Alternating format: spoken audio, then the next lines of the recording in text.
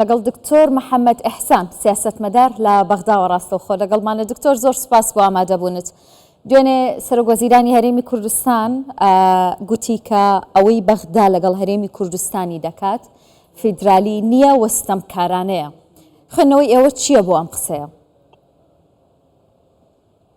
پێشەکی زۆر سوپاس. بەڕاستی ئەوەی بەغا ئەکات و ئەوەی کۆنکلوژنەکەی عەلاقەتی لەناو بەغا و لەگەڵ هەرێمی کوردستان و ڕێگەی تەعاملکردنی ڕاستی تەعاملێکی ئاسانی نییە، تەعاملێکی ئینسانی نییە، دووەم تەعاملێکی دەستوری نییە، سێم تەعاملێکی اتحادی نییە.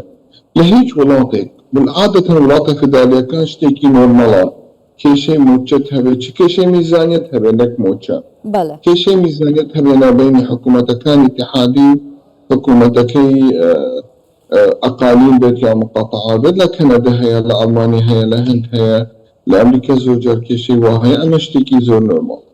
بەڵام ئەوەی لە عێراق ڕووی داوە بڕۆت کە نەک کێشە وایان لێکردی ئەستەقدامیان کردبێت و سلاحێکی دژی هەرێمی کوردستان بۆ حەلکردنی کێشە یان خوڵەکردنی کێشەیەکی ترەوە. بۆچی وا دەکەن؟ هۆکار چییە؟ ئێمە هەرێمی کوردستان بەشێک نییە لە حکوومەتی عێراقی فیدرال؟ نەخێر، ئێمە شریکی بێشەراکەتین. ئێمە خەڵکێکی زەعیفمان هەیە لە بەغا بەڕاستی لە دوای 2015 تا ئەمڕۆ. سێم ئەوان ئیمانیان بدەموکراتیەت نییە ئەبەدەن. چوارەم ئیمانیان بە نظامی اتحادی نییە، بە نظامی فیدرال نییە، ئیمانیان بە فیدرالیەت.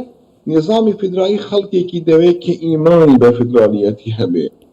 نظامی دیموکراتی خەڵکێکی دیموکراتی دەوێت تاکو دیموکراتەکە جێبەجێ بکات. بەڕاستی ئۆکەی، یعنی چۆن ئیسلام مسلمانێکی تابت مؤمن بی بە ئیسلام خەڵکێکی دینداری دەوێت، ئەمەش عینی شتە، عینی کاتە. بەڵام ئەوان ئەو قەناعەتیان نییە.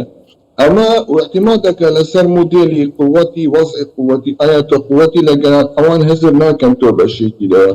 و هەندی ئەحزابی کوردیش هە تەغزیەی ئەم فکریان کردی لە مێشکیان. خوشکم تەغزیەی ئەم فکریان کردی لە مێشکیان زۆر ئەم مشکە پڕ بوویە.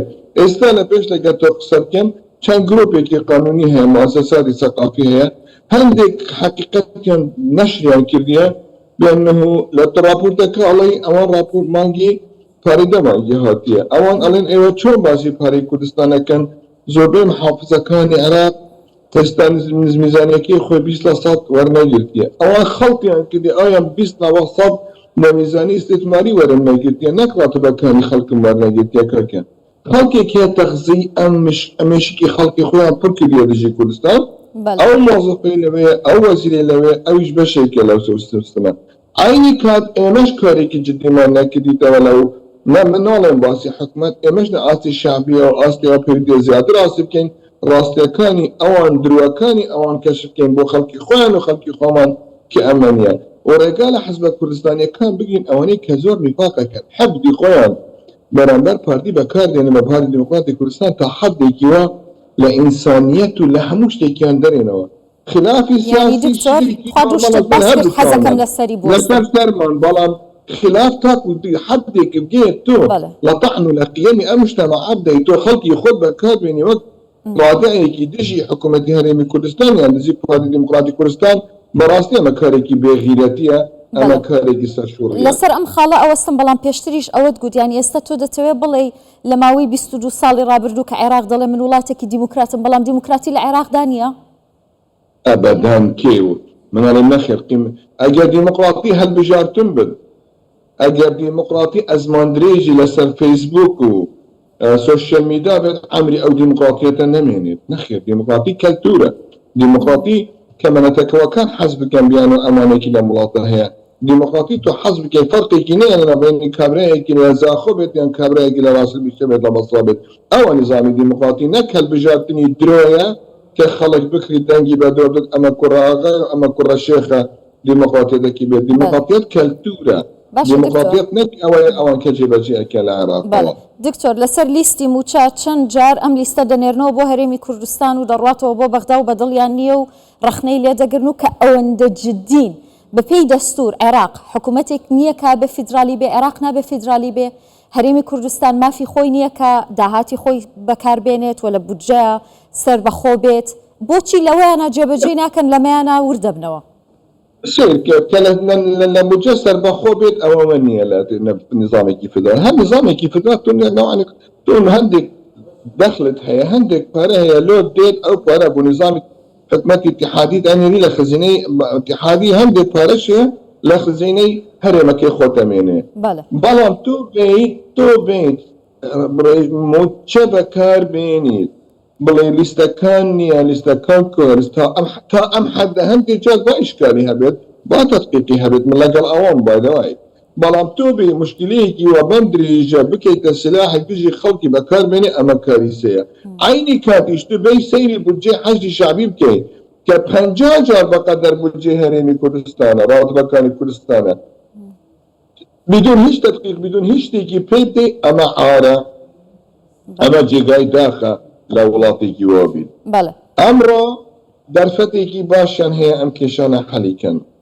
وەزعەکە لەم ئاستە نییە کە ئەوان هەزرەکەن عێراق لەو قووەتە نییە کە قووەتانەی کە خۆیان پێ ئەبینن شیعە باوەزوحتر بڵێم شیعە ئەو شیعەی لە پێش 4 مانگی ئێستا نییە کە فەخری بە خۆیە کات و عەزەمەتەکەی هەرێمی کوردستانە چۆن ئەتوانێ ئەم دەرفەتە بخۆزێتەوە هەرێمی کوردستان با سەراحەت لەگەڵیان قسە بکات ئێمەش هەر لێرەوە بە سەراحەت لەگەڵیان قساکەین پێ من یاری خۆم یەکێک لەگەڵیان بە سەراحەت قساکەم لە نەجەفەوە تاکو بەسڵە کە ئێوە وەز ئەم وەزعتە بۆتان ناچێتە سەری تا ئەخیری ئۆکەی ئەم نقطەی حەقدەی بەرامبەر کوردستان هەیە لە مەسلحەتی ئێوەدانیە ئێمە جیلێکین تەفاهەمی ئەم وەزعاکەین ئێوە چەند جیل لە دوای ئەمە بێت قەت نەک ئێوە نەک عێراق یەک کەسێکیش بەعانەیەک دروست ناکات مانای ئێوە حازری جی ئێمە جیلەکەی کە داو حازرەکەین بۆ شەڕێکی تر لەگەڵ ئێوە بێتەکردن لەم قۆناغەدا قۆناغێکی داهاتوودا ئەمە جێگای داقەمەکەن ئێستا کوردستان پێدەویە بە جددی کە سەرۆکی هەرێمی کوردستان سڵەیە لەو لە بەغا ئەبێت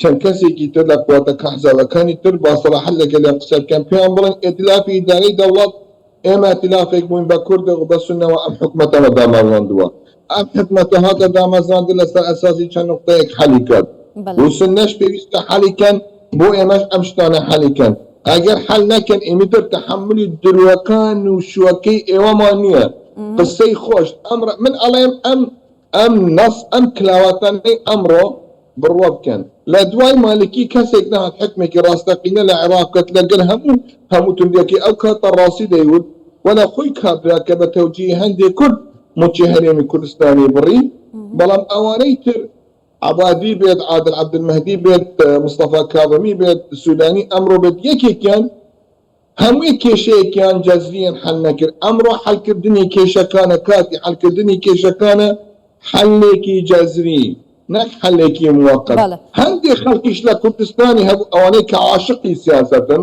بەڕاستی ئەو هەندێکی مراهقی سیاسەتیشمان هەبوو لە کوردستان ئەوانیش حەزیان لێ بوو کێشەکان حەل بێ بە موەقەتەن نەوان دەزانی چ بکەن وان دەزانی حەلکردنی کێشە بە ئاستێکی موەقەت شتێکی زۆر گەورەیە ئەمڕۆ کێشەکانی بەغا و هەرێم پێدەبیە لەسەر ئاستێکی تەمامەن ئاستێکی حەلی جەزری ببێتەکردن لەبەر خەڵک تەقەبولی ناکات زیاتر خەڵک تەقەبولی ناکات زیاتر ئەمن لە کوردستان وەزعیانش لە خەتەرێکی وایە ئەگەر لێیان قەوما ئەمجار کەسێک ڕەحمیان پێ نابێت خۆمان حازرکەین بۆ 2003 جارێکی تر تاریخێکی 2003 بۆ حەلکردنی ئەم کێشانە مواجهەیەکی حەقیقی لەگەڵیان بێتەکردن کە ئەمە لە حەقی تۆ لەسەر من ئەمەش پێویستە لەسەر تۆ لەوم بکەیت ئەم کێشانە بە جزوری بە حەلکردنی تەرقیعی بە عەرەبی پێڵێن پوونەکردنی کێشەکان ناچێتە سەری وەزعەکە نەکوە خۆشە لە کوردستان نەکوە لە مەسلحەتی بەغایش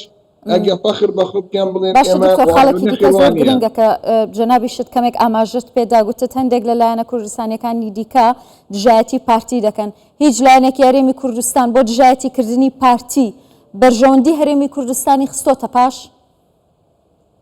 هەموویان بدون استثنا هەمووی حزبەکانی سیاسی بەڕاستی ئیثباتیان کرد لە کل منەوە من معادلەیەکی زۆرم هەبوو لەمە کردووەوە من دام گوت پارتی صاحب مالە حزبەکانی تر تفکیرەکەن بأنه مؤجرن ئیجاریان کردیە کوردستان کێتیا بێت شتێک لێ قازانج کرد و تەدمیر کرد ئەم نەزەریە ئەمڕۆ حەقیقەت جێت بێت ڕۆژانە بأنه پارتی صاحب مالە ئەوانش وا تفکیرەکەن ها با قوڵەکەین کێشە قوڵەکەین بۆ صاحب مال ئەوانەی تریش خۆی تاکیری مؤجلیان هەیە ئەمە جێگای داخە.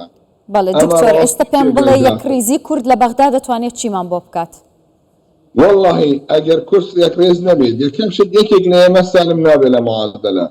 دوام یەک تەرەفێکی کوردی قازانج ناکات لە ئایندەی خۆ. سێیەم لە ئایندەی کوردستان لە خەتەردایە. چوارەم برادەرەکانی بەغاسن نەوشی احترامی یەک مەخلوقێکی کوردە ناگرن ئەگەر یەک حزبێکی کوردیشن بەکار دێنن بەڵام احترامی ناگرن ئەگەر کورد یەکڕێز نەبن.